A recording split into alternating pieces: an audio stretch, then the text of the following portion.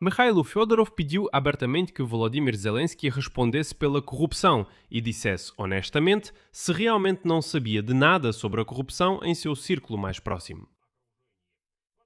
Em resposta, Zelensky afirmou que Fedorov queria criar um Ministério da Guerra por trás das costas dele e, de facto, tomar o comando do exército, removendo o comandante em chefe. Além disso, que Fedorov o enganou e o envergonhou diante dos Estados Unidos da América em uma reunião com Donald Trump. Portanto, podemos constatar que começou um confronto aberto entre o presidente Volodymyr Zelensky e o ex-ministro da Defesa Mikhailo Fedorov. E já está claro que esse confronto está passando exatamente para o campo político. Além disso, Fedorov respondeu hoje pela primeira vez se ele vai concorrer à presidência da Ucrânia. E a resposta vai te surpreender. Vamos agora analisar os últimos detalhes desse confronto e as declarações que foram feitas por Fedorov e por Zelensky.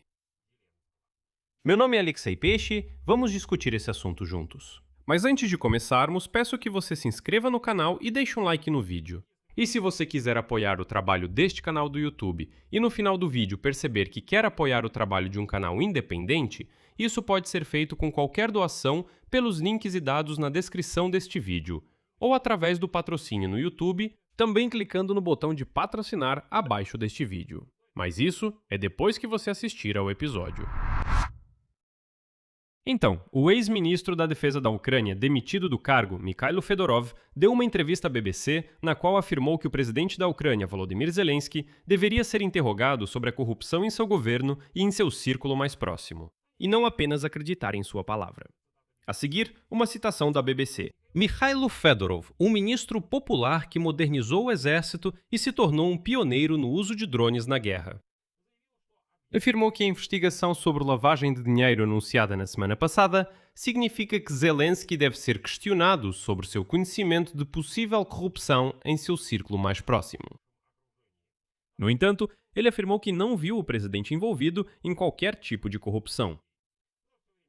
Durante todo o tempo em que trabalhamos juntos, nunca recebi dele nenhuma tarefa ou ordem que fosse contra a lei ou meus princípios de honestidade, disse Fedorov.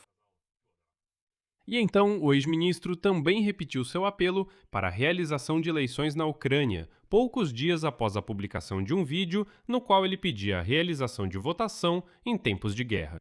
Apesar de todos os problemas com a implementação, Fedorov afirmou que tem o direito moral, pelo menos, de iniciar uma conversa sobre as eleições. A seguir, sua citação.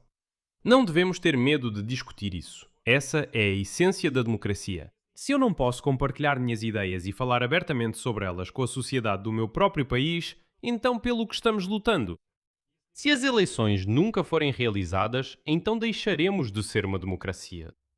E então, em resposta a isso, Zelensky disse que, na opinião dele, eleições em tempos de guerra, neste momento, seriam perigosas demais para a Ucrânia. Em seguida, a citação dele. Eu acredito que, em condições de uma guerra como essa, as eleições representam um enorme risco. Eleições agora são um tsunami para o país, que vai dividir a Ucrânia. Além disso, Zelensky acrescentou que não há eleições, porque os parceiros que exigiram isso dele não inventaram nem sugeriram pessoalmente a ele como realizar essas eleições e como garantir a segurança. Bem, isso soa um pouco estranho, como se fossem exatamente os parceiros que precisassem dessas eleições. E que são eles, e não o governo ucraniano, que deveriam pensar em como realizar essas eleições. Ou seja, Zelensky fala diretamente. Sim, os parceiros exigiram eleições de nós. Eu disse a eles, tudo bem, vocês querem eleições? Forneçam todas as condições para mim. Pensem em como fazer isso. E quando eles disseram que não tinham propostas, eu disse, bem, então também não haverá eleições.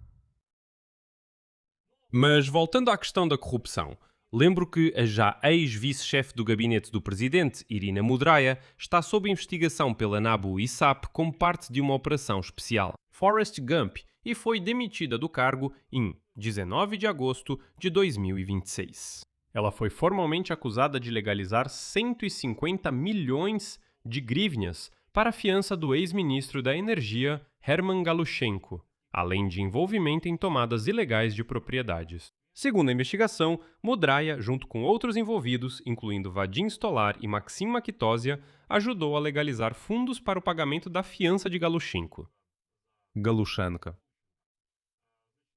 Os suspeitos também são acusados de tomar ilegalmente imóveis comerciais e negócios em Kiev, no valor de mais de 248 milhões de hryvnias. Os ativistas anticorrupção divulgaram gravações de áudio nas quais Mudraia cita o conselho de um alto funcionário do gabinete do presidente para não erradicar a corrupção, mas sim sistematizá-la e controlá-la.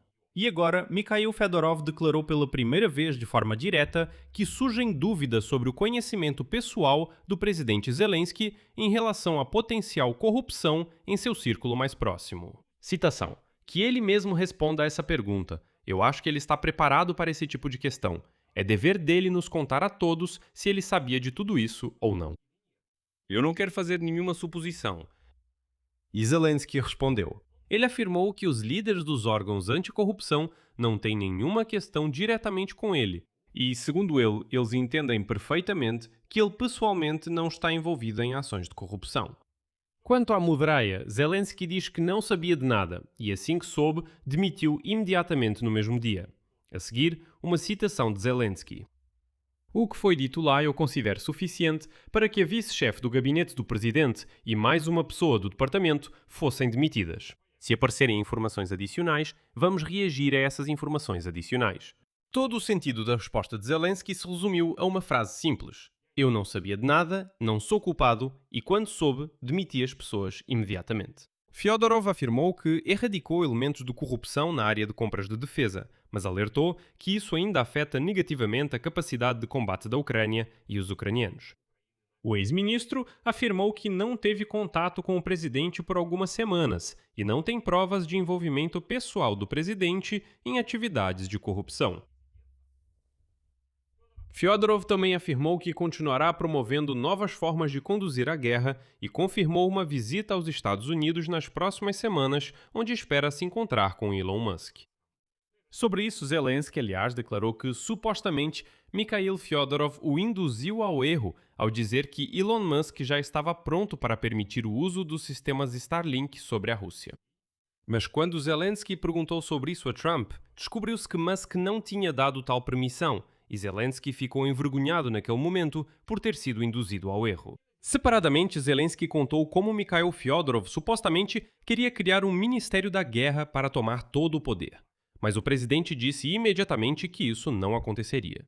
Zelensky explicou que o Ministério da Defesa é responsável pelo fornecimento, enquanto o comando do Exército deve permanecer uma função separada definida pela legislação. Segundo ele, após a primeira conversa, Fyodorov respondeu que entendeu o presidente, mas depois tentou alcançar o mesmo objetivo de forma menos direta. Em seguida, uma citação de Zelensky. Eu liguei para ele, ou seja, para Mikhail Fyodorov, logo no início e disse: Ministério da Guerra, quando não há comandante em chefe e o chefe do Estado-Maior está de facto sob seu comando, esqueça essa apresentação. Havia uma apresentação assim sobre o Ministério da Guerra. Ele respondeu: eu entendi o que você disse. No entanto, mais tarde, Fyodorov começou a buscar outros caminhos para alcançar o mesmo objetivo. E então, no final da entrevista para a BBC, Mikhail Fyodorov disse a frase mais importante, que muda completamente a retórica desse confronto. Ele negou ter ambições políticas diretas, mas não descartou a possibilidade de concorrer ao cargo de presidente no futuro. E vou encerrar esta edição com uma citação de Mikhail Fedorov.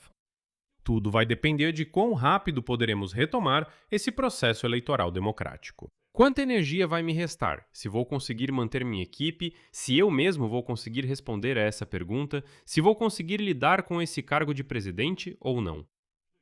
Ainda mais importante é se as pessoas vão me dizer: sim, nós podemos confiar em você para fazer esse trabalho. Vou deixar isso em aberto aqui. Sua opinião, suas conclusões, escreva nos comentários abaixo deste vídeo. Inscreva-se no canal, ative o sininho e não se esqueça de deixar o like. É isso por hoje. Se cuidem, tchau a todos.